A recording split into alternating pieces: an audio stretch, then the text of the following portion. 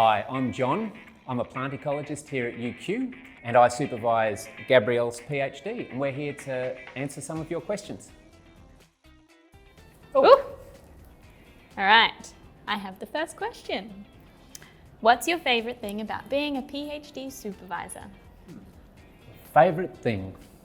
There are many favourite things. I think working with really bright, enthusiastic people, that's an absolute joy. It sort of keeps me enthusiastic, it rubs off. I think I also really enjoy the collaborative process of working with PhD students to try and address questions. We're trying to understand the natural world or trying to solve an ecological problem. Doing that as part of a supervisor PhD collaboration is super rewarding. All right, why did you choose to do a PhD? Ooh, exciting. So I think if you had asked me when I was in undergrad, or had told me that I was going to be doing a PhD, I would have been fairly surprised. But yeah, I guess during my undergrad, I realised I really liked research, and then went on to do honours and realised I loved research even more, particularly ecological research and all of the things that went with that, from the fieldwork to the analysis to the writing. Why are you passionate about research? It's a blessing and a curse being into plants. So, you know, everywhere we look, when we go for a walk, even in a city, but it's better when you're in the bush, there's a question to be answered. Why is that tree growing there? Why is that grass growing there? And so that sort of endless curiosity, or an endless source of questions, makes me both incredibly passionate about doing ecological research, and it makes me maybe the worst person to go on a bushwalk with. I'm very slow. So I just love the problem solving of trying to say, okay, why does that grow there? And there are so many different things interacting to have resulted in that. And just trying to peel back each of those layers using the scientific method and collaborating with bright young people is just endlessly joyful and fascinating. Why did you choose to do your PhD at UQ? I suppose I'm a little bit different to maybe a number of other PhD students in that I've done my whole tertiary education at UQ. So I've had a long time to make lots of connections with people in the community at UQ.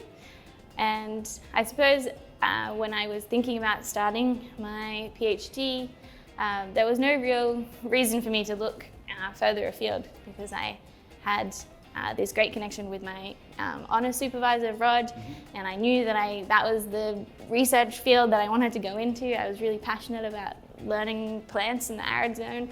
And Rod is one of the key people in Australia that do that kind of research.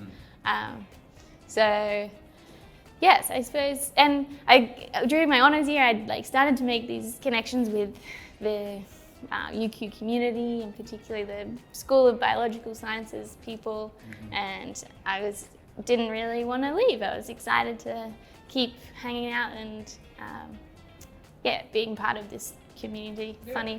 Funny eclectic bunch of humans. Yeah, it is. It's a rather lovely community to be in. Yeah. Who do you think should do a PhD? Anyone with enough curiosity and enthusiasm for a topic that they can devote, 3 or 4 good years of their life to pursuing that. That's the key, enthusiasm and curiosity, really. You might be driven by, to solve a big problem or whatever, but that's part of it. That's just the reason why you're curious and enthusiastic. I'd also say to people thinking about doing a PhD, ask yourself why you want to do it. It's a lot to go through. It's very positive. Well, for me, it was a very, very positive process and journey. But it's a long journey, it's a few years, and you really want to have not just one clear goal or endpoint, but know what your options are and do your PhD because that's where you want to get to. I guess that's what I'd say to people. I've spoken to people in the past who are kind of on autopilot and that's the next thing to do, and I don't think that's a good reason to do a PhD. So be curious, enthusiastic, and think about why you're doing it. What scholarship have you been awarded and how did you find out about it? Yeah, so I got the UQ Graduate School Scholarship, and I initially found out about it, I think by my primary supervisor, and he just said to go look on the internet. There's this whiz-bang scholarship that you can get if you've done well in your honours, you can apply for, and it pays you a living stipend for 3.5 years. And yeah, so I went on, and it was a very easy application process at the time. I'm not sure what it's like now. But literally, I think it took me 5 minutes. Yeah. How does supervising PhD candidates bring you closer to your aim of advancing ecological knowledge and informing better management of ecosystems and landscapes? Right. So I try and design PhD projects to fit within that broad theme, I guess. And I work with the student to look at different aspects of that overall aim. Sometimes I'll have students like yourself looking at invasive species in agricultural landscapes. I'll have other students looking at more theoretical questions of coexistence in Western Australia. I'll have a new student start with me in January looking at how climate drives the types of strategies that rainforest plants have in southeast Queensland. And so this isn't something that I can just do myself, nor would I want to do that. But it's a way for me to collaborate with PhD students, enjoy that process, that collaboration, mentor young people, while also trying to advance knowledge in the direction that I'm hoping to do. Okay, looks like I've got the last question. Lucky you. Okay. How would you explain your PhD topic to someone outside of research? Ooh, had a bit of practice at this one.